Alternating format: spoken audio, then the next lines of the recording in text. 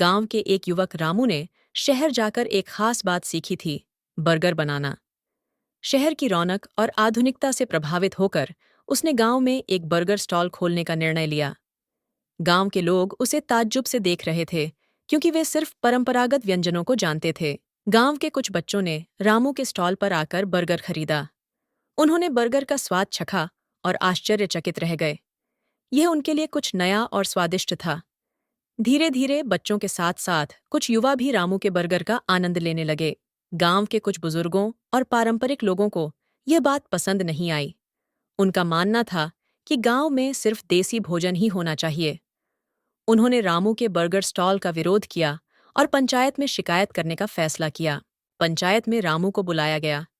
पंचायत ने सोचा कि अगर गांव के लोग खुश हैं तो रामू को काम करने दिया जाए। रामू ने समझाया कि वह गांव के विकास और नई चीजों को लाने की कोशिश कर रहा है।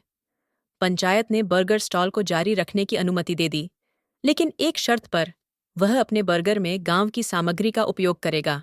रामू ने गांव के ताजे सब्जियों और मसालों से बर्गर बनाना शुरू किया।